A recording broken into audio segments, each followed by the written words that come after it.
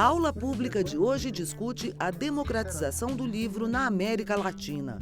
Neste programa, gravado no Sarau da Perifatividade, na Zona Sul de São Paulo, quem fala sobre o assunto é José Castilho Neto.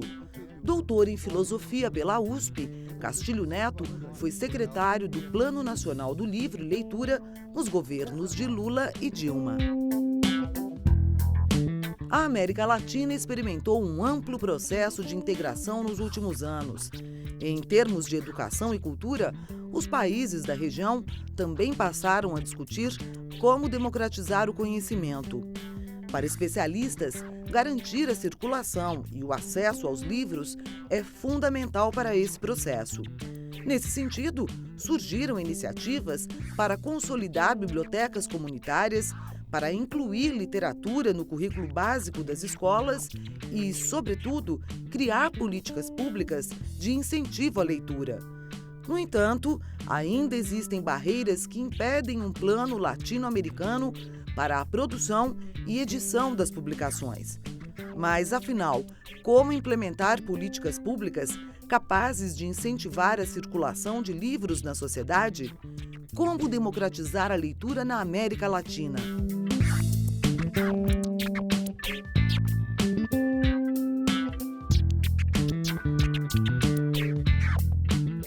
O livro, nós não podemos esquecer, é um objeto secular que foi construído cada vez de maneira mais aperfeiçoada nos últimos 5 séculos e que nós temos o livro como um resultado, é um produto cultural que faz parte do resultado de uma cadeia criativa.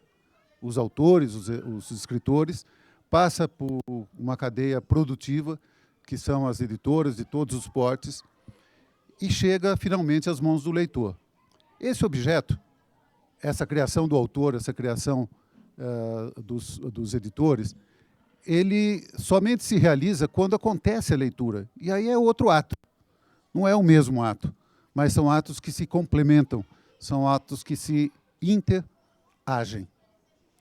Essa nossa visão é importante quando nós falamos de democratizar a leitura na América Latina, porque muitas vezes essas coisas se confundem.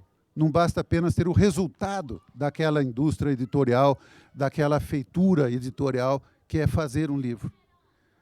O resultado da leitura acontece quando há gente envolvida, quando há pessoas que se envolvem, quando nós temos cada vez mais a relação humana se estabelecendo como uma relação entre o autor que escreveu, a editora ou uma casa publicadora que o fez e alguém que faz essa mediação, a mediação da leitura, como fazem, por exemplo, os saraus. O que eu vejo por aí, enquanto fui secretário do Plano Nacional do Livro e Leitura, é exatamente muitas escolas abarrotadas de caixotes de livros, mas não de bibliotecas, não de salas de leitura, porque os livros chegam e não saem dos caixotes, porque não tem gente, não tem professores que gostem de ler, pessoas que estejam minimamente habilitadas de fazer essa doação de si, que é exatamente criar leitores. Eu estou falando, em última instância, de nós entendermos que, mais do que qualquer outra coisa,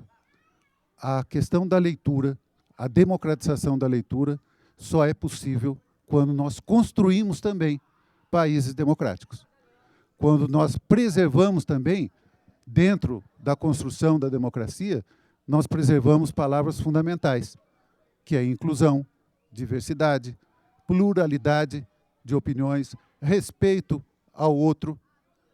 E, de todas essas, eu entendo que a palavra inclusão talvez é aquela que mais deixe evidente que uma democracia plena na América Latina só é possível se vier realmente acompanhada da absorção das grandes massas de pessoas que, durante todo o período da chamada descoberta, lá dos anos 1500 até agora, lutam cada vez mais pelos seus direitos e, muitas vezes, têm esses direitos solapados. A história da leitura é também uma história de luta.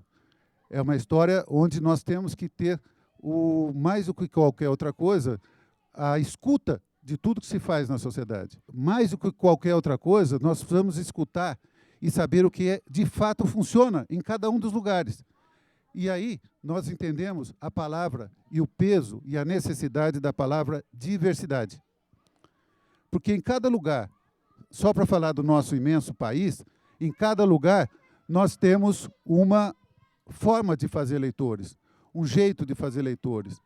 Então, esse jeito sai de onde?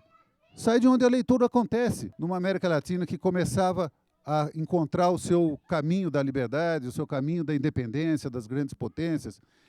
Essa América Latina construiu, a partir de 2003 e de uma cúpula dos chefes de Estado, a necessidade de se criar planos nacionais de leitura, que seriam os planos ibero-americanos de leitura.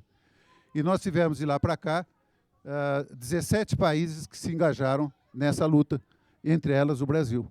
Aqui nós construímos o Plano Nacional do Livro e Leitura, e eu entendo que é exatamente dos dois grandes alicerces do Plano Nacional do Livro e Leitura. Primeiro, a ideia básica de que cultura e educação são fundamentais para que nós tenhamos países leitores. Não adianta achar que a leitura é uma questão da cultura ou é apenas a alfabetização da educação. Precisam estar os dois juntos, fortemente juntos, sinceramente juntos. Nós precisamos do Estado e nós precisamos da sociedade. A união desses esforços, porque o esforço é gigantesco, é que poderá ter realmente portar a solução e termos uma sociedade de leitores. E aí nós temos as ações, os blocos das ações, que são os 4 eixos. O primeiro deles, não preciso nem dizer, é exatamente a democratização do acesso. Se nós não tivermos o material em mãos, se nós não tivermos o contato com os autores, se nós não tivermos a democratização do veículo que traz a leitura, que são os livros, hoje, em todos os seus suportes, os tradicionais, os digitais, etc., nós não teremos realmente a possibilidade de ter leitores. E o grande veículo dessa democratização, é importante dizer, são as nossas bibliotecas. São as nossas bibliotecas públicas, são as nossas bibliotecas comunitárias, são as bibliotecas escolares, são todas aquelas bibliotecas que estão espalhadas hoje pelo Brasil todo, que são, no caso das bibliotecas públicas, são o maior e mais presente equipamento cultural em todas as cidades brasileiras. Sem essa democratização do acesso, que as bibliotecas também representam, nós não teremos a possibilidade de fazer a leitura chegar a todos. O segundo ponto é exatamente aquilo que complementa o primeiro, e que é exatamente a existência e a necessidade da formação de mediadores de leitura. Mediadores no seu sentido amplo. Começa com a mãe, com o pai, com o avô, com a tia, com o papagaio, etc. O do ambiente familiar, ele pula para a escola, ele pula para as comunidades, ele pula, enfim, para onde houver pessoas e onde houver a possibilidade da palavra livre, da palavra cantada, da palavra contada, da palavra lida. O terceiro ponto, que é importante, o terceiro eixo, vocês bem sabem, é o valor simbólico da leitura. É importante que isso seja um valor nosso, aquele valor que é um valor interno, emotivo, afetivo, próprio, que ajuda a pessoa a ser gente, e, ao mesmo tempo, aqueles valores simbólicos também muito ligados aos nossos direitos. Isso tudo é valor simbólico da leitura. E o quarto ponto é exatamente o apoio a toda a indústria criativa, produtiva, distributiva do livro. É importante nós termos uma forte cadeia autoral, uma forte cadeia produtiva e uma forte cadeia distributiva, para que o conjunto dos nossos autores possa ser bem editado, possa ser bem distribuído e que esse também seja um veículo de democratização da leitura. Agora, o professor Castilho Neto responde à pergunta da correspondente de Ópera Mundi. Oi, professor José Castilho, tudo bem? Aqui na Inglaterra a gente tem um sistema de bibliotecas que ele é bem diferente do que a gente tem no Brasil. E eu acho que uma das coisas que mais chama atenção é porque aqui a gente encontra as bibliotecas em todos os bairros e elas não estão associadas às escolas, como a gente costuma ver no Brasil. Isso acontece porque aqui a gente tem uma lei de 1964 que estabelece que é dever dos governos locais cuidar das bibliotecas. Ultimamente, essa lei ela tem sido muito evocada por uma razão. Devido a cortes orçamentários, estima-se que cerca de 10% das bibliotecas daqui da Inglaterra estejam sob risco de fechamento. Então, movimentos sociais, existe por exemplo, que se chama My Library by Right, eles têm evocado a Lei de 64 para forçar o governo a manter as bibliotecas abertas, uma vez que isso é um direito da população.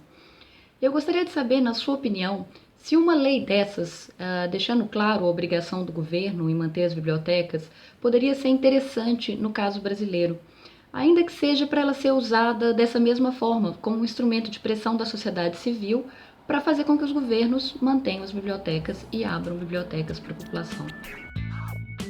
Quando nós falamos de criar uma lei no Brasil, no caso para a leitura, nós estamos falando em nada mais, nada menos, da possibilidade de nós adquirirmos, de fato, termos uma lei como um marco legal e uma reivindicação que possamos seguramente batalhar por ela.